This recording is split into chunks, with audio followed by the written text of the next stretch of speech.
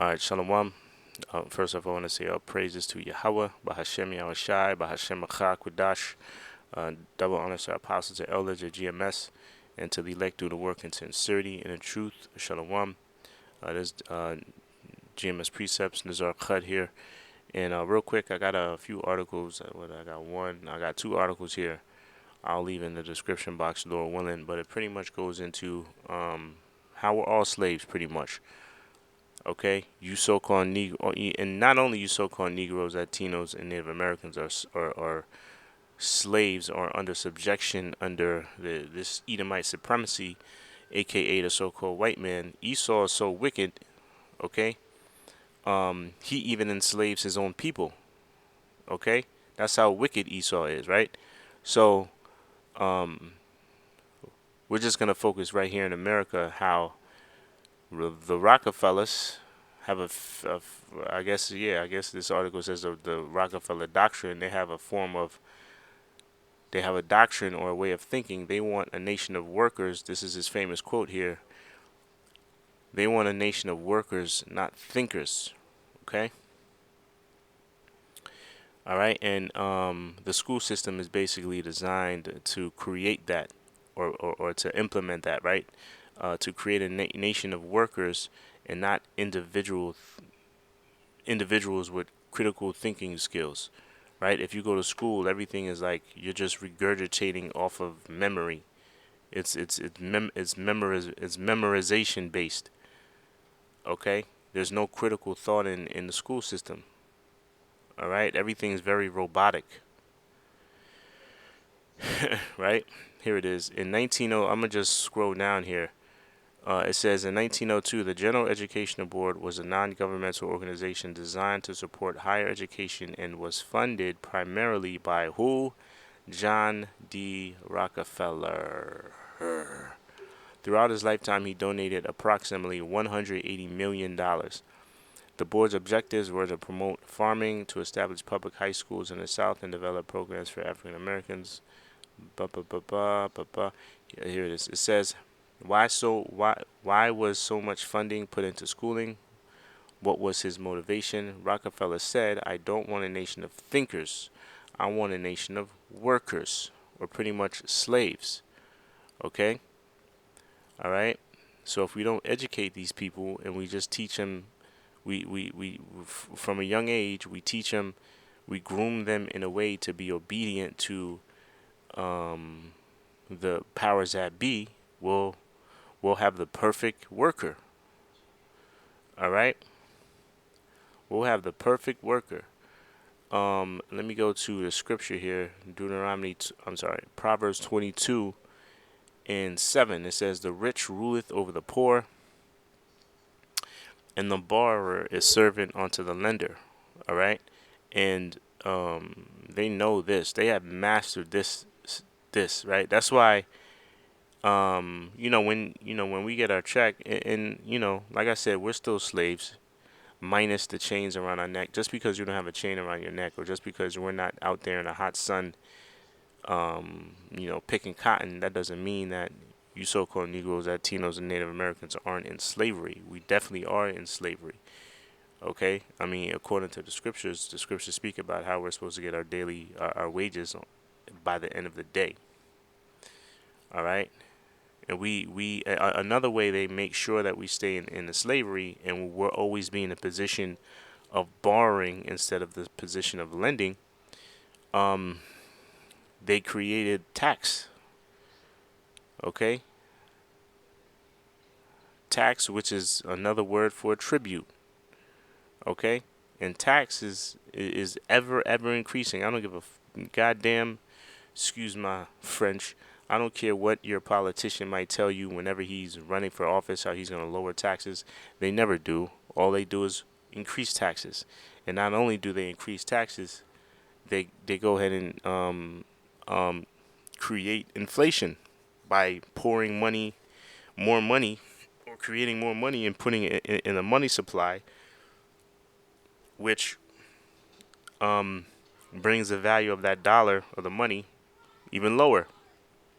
So you're going to need more money to buy an item, right? Carl Schwab, that devil, famously said a few years, probably a year ago, or within this year or 2 years ago, he said, "You will own nothing and be happy." Okay, so without a shadow of a doubt, you so-called Negroes, Latinos, and Native Americans, as well as everybody here in America now, the other nations, they're doing a lot better, but that's all by design, right? They made sure you so-called Negroes, Latinos, and Native Americans on the bottom of the barrel. All right. Rich ruleth over the poor, and the borrower is servant to what? To the lender. Okay. Let me get one more scripture. This is Deuteronomy 28. I could start. Where can I start? I wanted to start. I guess I'll start at 41. It says, "Thou shalt beget sons and daughters, but thou shalt not enjoy them, for they shall go into captivity." And you damn right. We can't. We definitely can't enjoy our children here in this society. Um, because we're in hardcore slavery. And we're systematically not able to be put in a position to be able to take care of our children comfortably. And there's a lot of dynamics to that whole situation of why that is, but it's very difficult, and it's not easy, right? But a lot goes into that. But that's all part of the curses. Deuteronomy, the 28th chapter, it goes into that, how when we have kids in the society, and that's how this is hell. You know, hell isn't a place that you go to after you die. It's a place that's right here. Situation played out on earth, right? It says, and this is definitely you so-called Negroes, Latinos, and Native Americans. This is definitely our hell. Okay, but the good news is this captivity or this situation that we're in now. It's about to be up. Lamentations, the 4th chapter, verse 42. It says, "All thy trees and fruit of thy land shall the locust consume. The stranger that is within thee shall go up above thee very high, and thou shalt come down very low." Right? The stranger that is within thee. Right? I mentioned how these other nations that are living here in America are doing a lot better than us.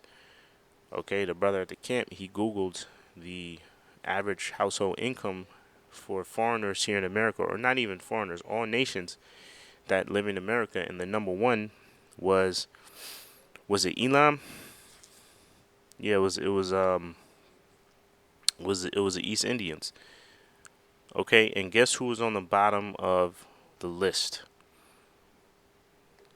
All right, it was the so-called Latinos. They were like the third down on the list, and then you had the so-called Negroes. They were on the bottom. They were last on the list. Okay, so it says, "The stranger that is within thee shall what? Get above thee very high." Right? You gotta you could have a you know a East Indian that doesn't speak a lick of English, but he's able to somehow have the wherewithal to go purchase property to own a gas station or own a 7-Eleven or own a Dunkin' Donuts in the neighborhoods, in our neighborhoods. Esau makes sure he puts it in our neighborhoods, though, right? You have a Moab or a Moabite, okay, that opens up a laundromat in our neighborhoods, or Chinese spot in our neighborhoods. That's all by design. That's all part of the curses, though, right? That's just something we got to deal with.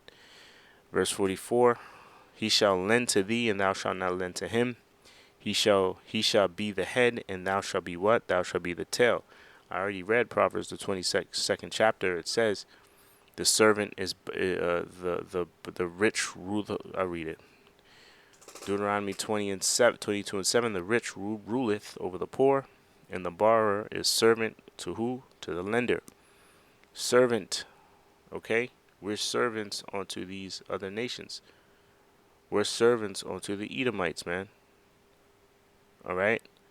We are under we're still in slavery. You know what? Let me close it out on. I can keep going. You know what? Let me keep going. Let me read one more verse and then I'll go to the last scripture. Okay? Which is good news, right? The last scripture. Verse 45. It says, moreover, all these curses shall come upon thee, and shall pursue thee and overtake thee. Right? So I don't care what you think you might have. And Jake, there are times Jake escapes. I don't even want, I can't even say escapes these curses, right? You still have Jakes that, are able to make a lot of money in the society, but what do they have to do in order to do that? They gotta do a lot of foul shit, man, in order to do that, man. Right? All for Esau, after it's all said and done, after he's done using you, he'll just discard you, man.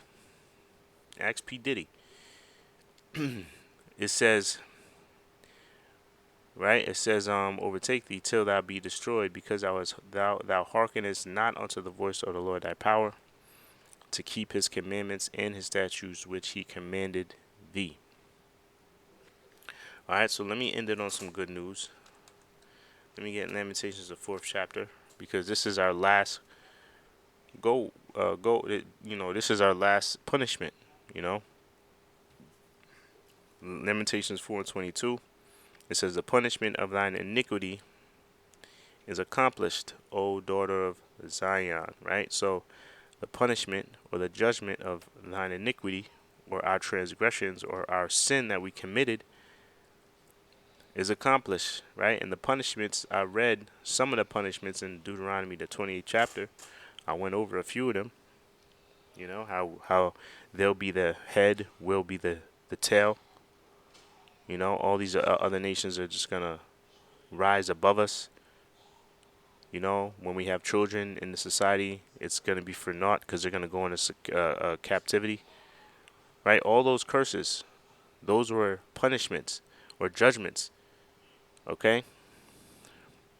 But he said what? The Most High said what? It's accomplished. He will no more carry thee away into captivity. So after this captivity that we're serving, that's it. No more. And he will visit thine iniquity, O daughter of Edom, you Edomites. He will discover thy sins. Alright, so the next one for judgment, the next up, is you other nations, but primarily that judgment is going to be heavy upon you Edomites. Alright, so that's the good news. Alright, we just got to endure a little bit longer this punishment or judgment that we're serving until it be fulfilled. Alright, so that's pretty much it. Lord willing, you brothers and sisters were edified. Till next show, shalawam.